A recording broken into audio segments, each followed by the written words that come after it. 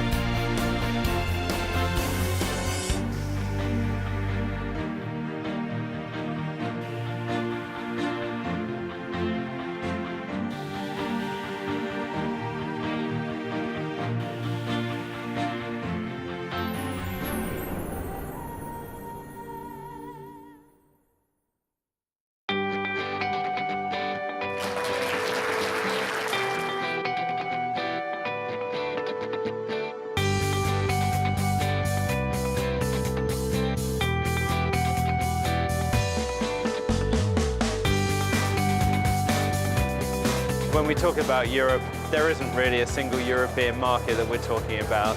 You've got Europe operating at 2 or 3 speeds.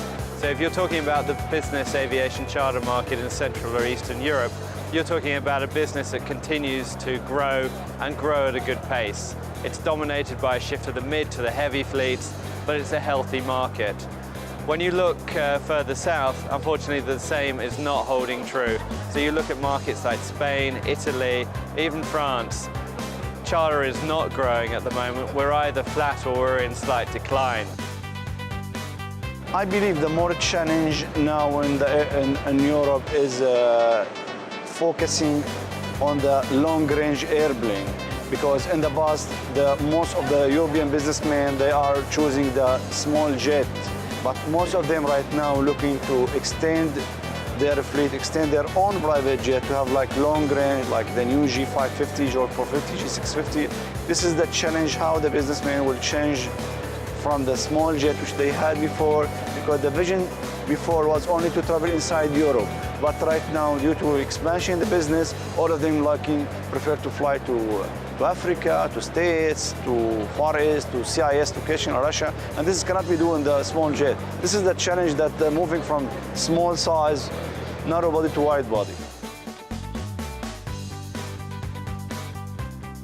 When you look at the distribution of business jets across Europe, there are 3 particularly important markets: the UK, France, and Germany. So we have 12 locations in the UK, we have several locations in France, and with this week we're announcing our 3rd location in Germany in Berlin Schönefeld Airport.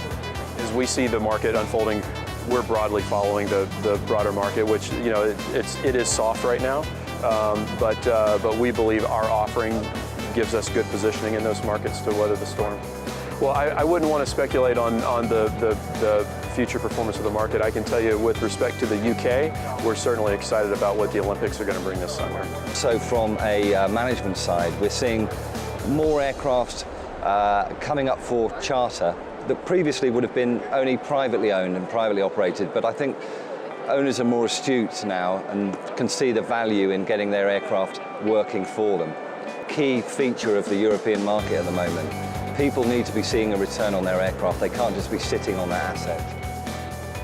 Well, a lot's spoken about with the European market, so we very much look at it as a balanced environment. So clearly we've got challenges on one hand around the environmental leading indicators, whether it be traffic, utilization of business aircraft, whether it's used aircraft, sales performance. So those market type dynamics connected with the experiences we're having economically in the region all kind of lead to a challenging environment for new airplane sales. But conversely, with every challenge, there's always an opportunity.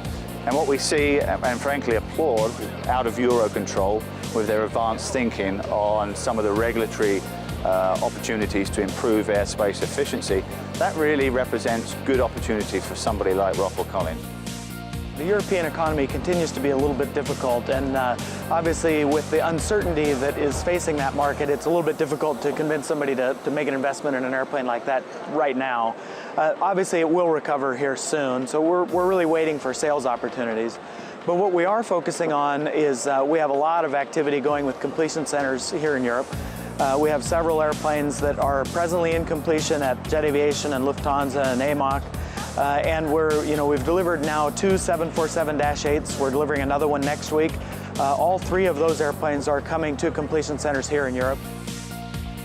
Yeah, I think when you look at Europe right now, the strong countries are probably Germany, the England, we've got Austria. I think we've seen good activity in Eastern Europe. We're starting to see more activity in Russia. So we're actively involved in a lot of the different regions. I think eventually, small jet market will be even more potential in the European market. European people is very conservative, so sometimes new airplanes, their attitude or their reactions are please wait to see.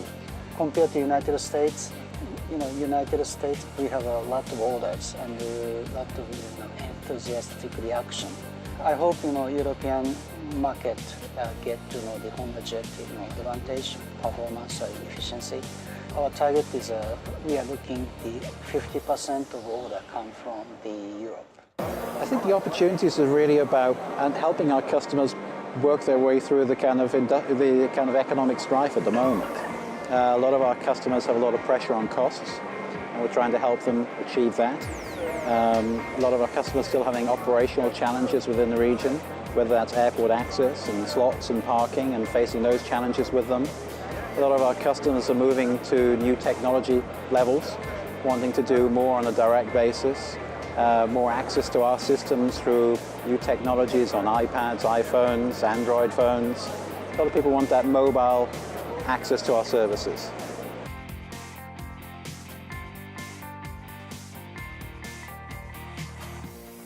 People I've been talking to all over these 3 days were extremely happy with the level of business that they were able to do. They were ecstatic by the number of attendants despite the difficult economic environment. Actually, the attendance is as good as it was last year. And they were certainly as well ecstatic about the fact that we could offer them a bigger static display as of previous years, also for the reason that the aircraft are becoming bigger. But all of this to say that I think this show was, again, personal, an excellent event. And certainly, if numbers of the show were an indicator for the future fate of the business or the industry, it bodes pretty well. I'll leave you with this parting thought. If you want to buy a Gulfstream 650 and you place an order today, your first delivery that you can have is second quarter 2017. So I think we can say we may be in tough times, but the future's bright.